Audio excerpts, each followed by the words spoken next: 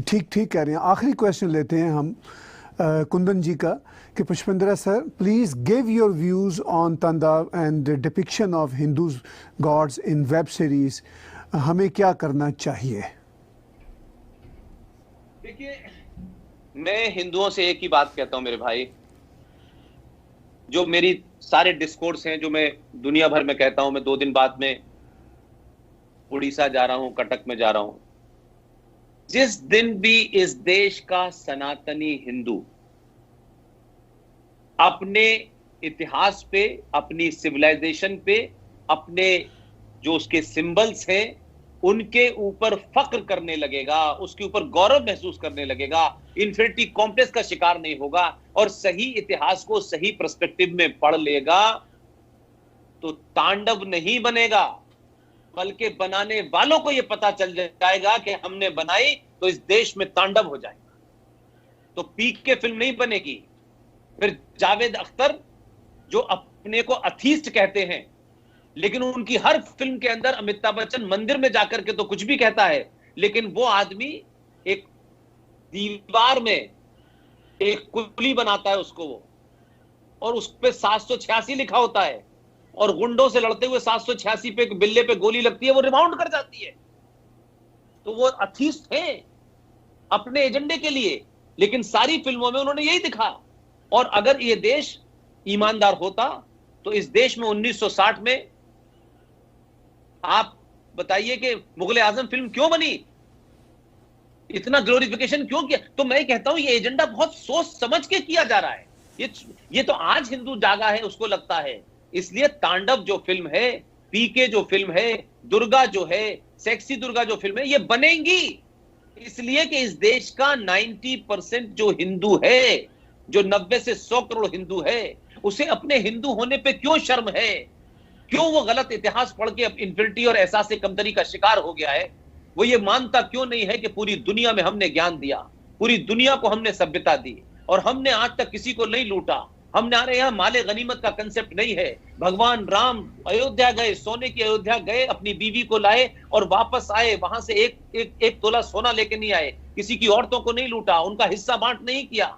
आप अपने होने पे गर्व कीजिए, अपने आप पे गर्व कीजिए। आपका जो इनर स्ट्रेंथ है, जिस दिन सनातनी की तरह बिहेव करने लगेगा, मैं फिर कहता हूं, सनातनी किसी के साथ अत्याचार नहीं कर सकता, लेकिन अगर आप असली सनातनी हैं तो किसी के अत्याचार को भी आप बर्दाश्त नहीं करेंगे।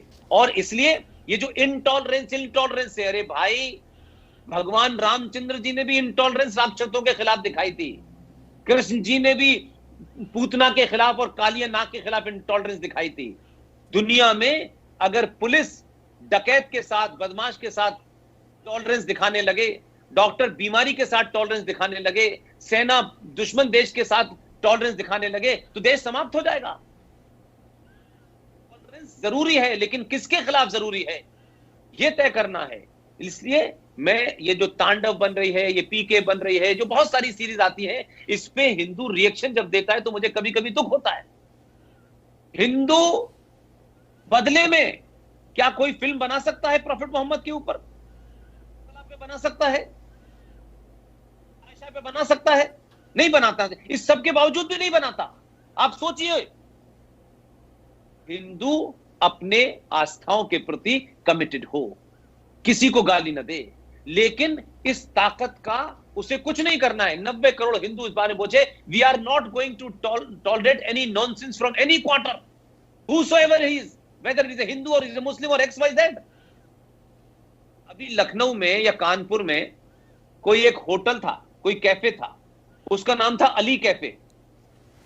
असलम भाई, खोलने वाले मुसलमान, चलाने वाले मुसलमान, खाना बेचने वाले मुसलमान, और उसको ऊपर गिर गए लोग आकर के, देखिए साहब अली के बारे में आपने कैसे ये होटल का नाम रखा, और इस बैग पे अली क्यों लिखा हुआ है? अरे आप तो बैग पे लिखने पे इतने हार्ड हो जाते हैं, और आप हमारे देवी देवताओं को सुरेआम गालियां देते हैं, उनके बारे में भद्दी बातें करते हैं।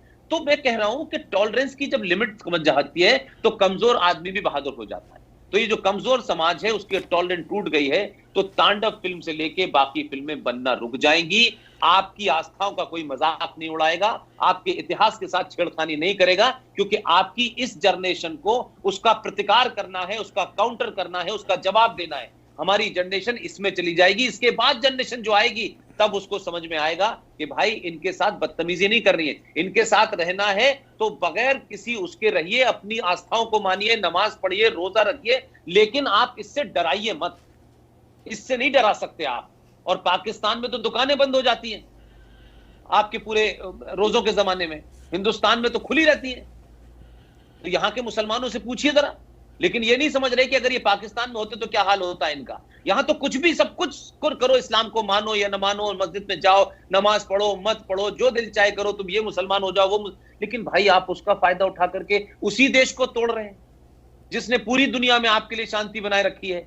किस मुल्क के अंदर मुसलमानों में शांति है, किस मुल्क में मुसलमान नहीं लड़ रहे हैं, अपनी सरकारों से लड़ रहे हैं, वहां दूसरे सेट से लड़ रहे हैं, कहीं शिया सुन्नी से लड़ रहे हैं, तो उसके बावजूद भी समझ नहीं आ रहा क्या मुसलमान पूरी दुनिया को देख करके सीख नहीं रहा है कि एक मुल्क है जहां सब कुछ ठीक ठाक चल रहा है, लेकिन आप उनकी लड़कियों को उठाते हैं, उनकी लड़कियों के साथ जो मतलब आप तरह तरह की ऐसी बातें कर रहे हैं कि रोज इस देश की मेजॉरिटी हिंदू को आप उसके घाव को उसमें दोबारा से क्या कहते हैं आप घाव लगाते हैं और मजबूर करते हैं कि नहीं हमें गाली दो, हमें गाली दो, हमें गाली दो। एक समाज जो कायर था, खामोश था, चुपचाप था, आपने आज उसको इतना वल्नरेबल कर दिया है कि वो बर्दाश्त करने के लिए तैयार नहीं है। मुसलमानों के लिए इस मुल्क के अंदर सोचने का वक्त है, और अगर ये मुसलमानों ने अगले 4-5 साल नहीं सोचा और उन्हें लगा कि ऐसा होने लगेगा, मुझे नहीं लगता असलम भाई, अल्लाह न करे वो दिन आए, लेकिन दिन बहुत खराब आने वाले हैं, बहुत खराब आने वाले हैं। आप जानते हैं मैं एक दिन में 3-3 स्पीचेस देता हूं जी जी। मैं कोई एक दिन घर आता हूं और जो मैं लोगों से मिलता हूं, जजेस, वाइस चांसलर,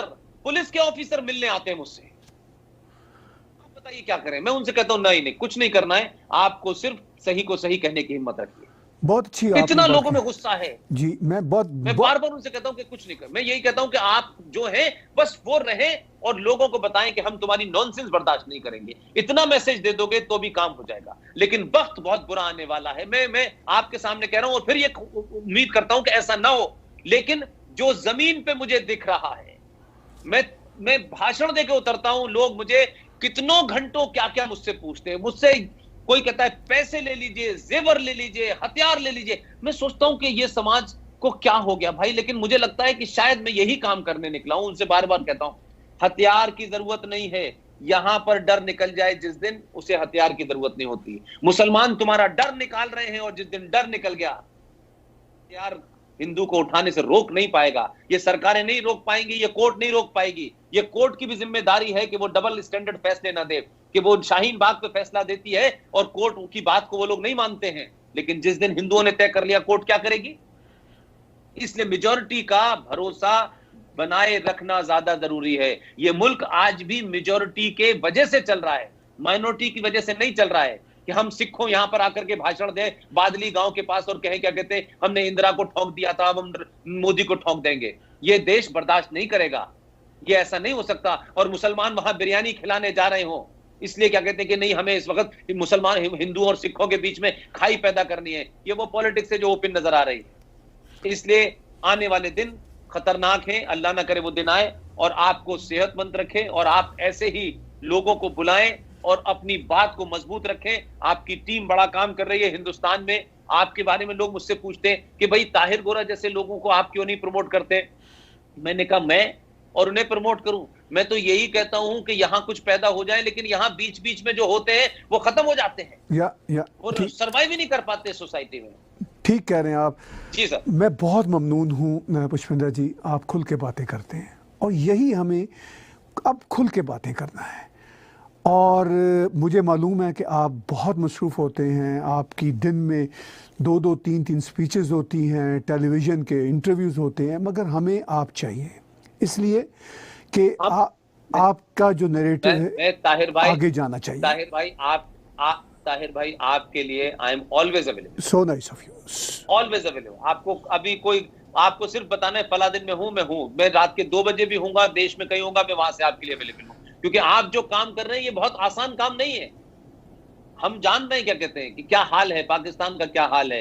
ये तो ठीक है कि आप ऐसी जगह बैठे हैं, लेकिन ऐसी जगह बैठने के बावजूद भी मुसलमान अच्छी बात नहीं कर रहा है। आप यूके का पूरा इलेक्शन इसी बुनियाद पे लड़ा गया कि 370 को जब आप ताकत में, आप अमेरिका का इलेक्शन, तो कोई ऐसा नहीं है कि ये पागलपन यही है, पूरी दुनिया में हो गया है पागलपन। ठीक कह रहे हैं आप, बिल्कुल। बहुत ही पेचीदा सूरत हाल है।